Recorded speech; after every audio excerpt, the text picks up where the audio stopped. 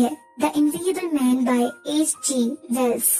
फिर अचानक से कोई दरवाजा खटखटाता है। हकीकत में वो वही किरदार मैक्स होता है जो कि एक जूइश फर्स्ट फाइटर होता है। वो घबराया हुआ आता है और मदद मांगता है और रोजा और हैंस इसको अपस्टेयर्स भेज देते हैं।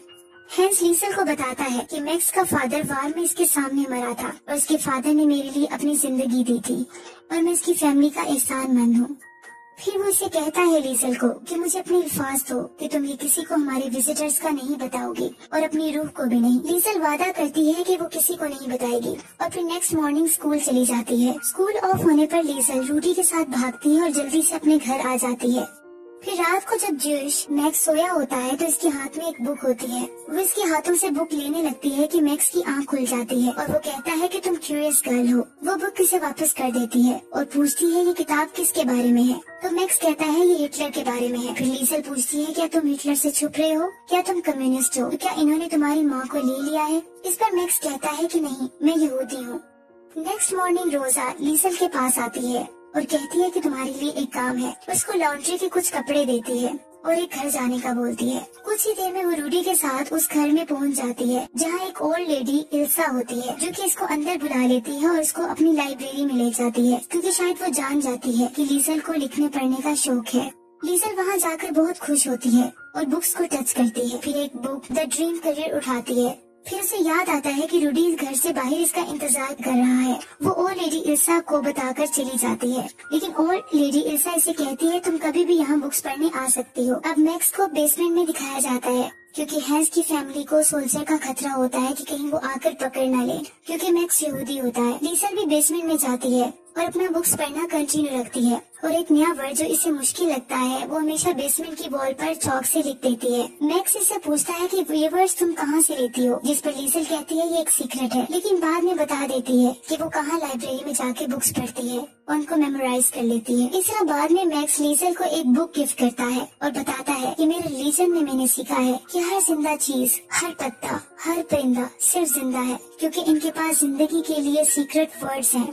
हम में और क्ले में फर्क सिर्फ वर्ड्स का है, अल्फाज जिंदगी होते हैं। फिर ऐसा ऐसा बहुत सर्दी बढ़ जाती है। स्नो फॉलिंग की वजह से मैक्स बीमार हो जाता है और बेसमेंट में सर्दी से रहने की वजह से अब लीसल को लगता है कि मैक्स मर जाएगा। वो अपने डेड ब्रदर की पिक इस पर रख देती है और हमेशा की तरह इसके पास बैठकर बुक्स पढ़ती है। The invisible man by H.G. Wells. एक स्ट्रेंजर एक सर्दियों के दिन फेब में बहुत ही तेज हवा और बर्फबारी में यहाँ आया। कोई इसके बारे में नहीं जान सकेगा जब तक कि वो मर ना जाए। इसके बाद लीजल उसी ओल्ड लेडी इल्सा के घर चुपके से विंडो के जरिए लाइब्रेरी में जाती है और एक बुक को चुरा लेती है क्योंकि इल्सा का हस्बैंड लॉन्ड्री लाने से मना कर देता है। और इस तरह वक्त गुजरने के साथ साथ वो एक एक करके बुक चुराती रहती है लाइब्रेरी में चुपके से और रूडी भी इस बात को जान लेता है, लेकिन वो ये कहती है कि मैंने सिर्फ बोरो की है। इसके बाद लीजल रूडी को मैक्स के बारे में भी बता देती है। अब बहुत सारे सोल्जर्स बार बार इसी एरिया में चेकिंग के लिए आते रहते हैं कि कोई कम्युनिस्ट या यहूदी तो यहाँ नहीं रह रहा।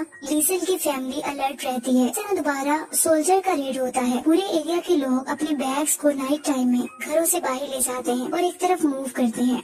मैक्स को घर छोड़कर हैंस रोजा लीसल के साथ भी उसी जगह पर जाकर छुप जाते हैं, लेकिन मैक्स बेसमेंट से घर से बाहर आ जाता है और बाहर आकर बहुत खुश होता है। मैक्स खुशी से आसमान के तारों को देखता रहता है कि अचानक से सोल्जर की वैन आ जाती है। वो खुद को जल्दी से छुपा लेता है। नेक्स्ट डे मैक्स ये डिसाइड करता है कि इसे यहाँ से चले जाना चाहिए ताकि ये फैमिली इसकी वजह से मुसीबत में न आ जाए। लीसल को मैक्स के यहाँ से जाने का बहुत दुख होता है। मैक्स रात के अंधेरे में निकल जाता है। लीसल बहुत रोती है और हैंस और रोजा भी परेशान हो जाते हैं। फिर नेक्स्ट डे पता चलता है कि लीसल का बेस्ट फ्रेंड रूडी इसको एलीट ट्रेनिंग के लिए सिलेक्ट कर लिया गया है जो वो समर में स्टार्ट करेगा। हैंस को भी इसी दौरान एक पोस्ट आती है कि आर्मी के लिए सिलेक्ट कर लिया गया है। लीसल कहती है कि हर कोई जा रहा है, इवन कि रूडी भी। हैंस कहता है कि अपनी मामा रोजा का ख्याल रखना क्योंकि वो स्ट्रॉन्ग नहीं है जितनी वो दिखती है। इस तरह हैंस भी चला जाता है। अब बहुत ज्यादा अरसा गुजर चुका होता है। लीजा स्टेयर्स में किताब लिए बैठी होती है। इतनी देर में रेंजर्स की वैन वहाँ आती है और हैंस उतरता है।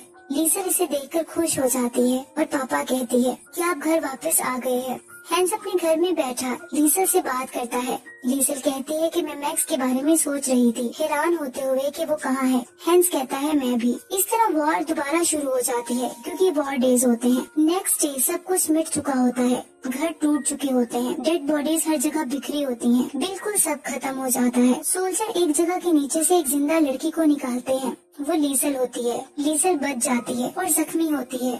वो बाहर आते ही पापा मामा कहती है, लेकिन इसकी फैमिली की डेथ हो चुकी होती है। रोजा, हैंस और रूडी सब मर चुके होते हैं। इस तरह लीसल बेहोश हो जाती है। जब लीसल को होश आता है तो वहाँ ब्रिक्स के नीचे एक किताब मिलती है और इसी दौरान वो ओल्ड लेडी इल्सा, जिसके घर लीसल बुक्स चुराने जाती थी, अपनी गाड़ी में वहाँ आ जाते हैं। लीसल भागकर उस लेडी के गले लग जाती है। फिर आफ्टर 2 इयर्स का टाइम दिखाया जाता है। इल्सा एक टेलर की शॉप पर काम करती दिखाई देती है, जो कि रूडी का फादर होता है। और इस तरह फिर वो देखती है कि दरवाजे पर मैक्स आ गया है और वो उसे देखकर बहुत खुश होती है और जाकर उसे मिलती है। अब दिखाया जाता है कि ये 1945 का टाइम होता है और यूनाइटेड स्टेट्स के ट्रूप्स ने जर्मनी पर कब्जा कर लिया होता है। अब कहानी अपनी एंडिंग पर पहुंच रही होती है। अब दिखाया जाता है कि क्लाउड्स का वही व्यू जो कि बिल्कुल ओपनिंग सीन में दिखाया गया था। फिर डेथ नरेटर मेल वॉइस में उसकी आवाज आती है कि मैंने बहुत अजीम चीजें देखी, मैंने सारी दुनिया की बदतरीन तबाही को भी अटेंड किया है, मैंने बहुत से अजीम वंडर्स भी देखे हैं, लेकिन मैं यही कहूँगा कि कोई हमेशा के लिए जिंदा नहीं रहता।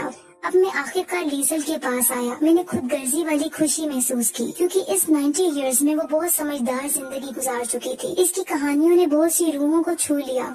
मैक्स की दोस्ती इतनी लंबी रही जितनी की लीसल की। लीसल की आखिरी सोचों में इसने बहुत सारी जिंदगियों को देखा जो इसके साथ मिल गई थी, जैसा कि उसके 3 बच्चे और उसका ग्रैंड चिल्ड्रन, और इस तरह हैन, रोजा और रूडी भी। लेकिन आखिर में कोई अल्फाज नहीं थे, सिर्फ सुकून।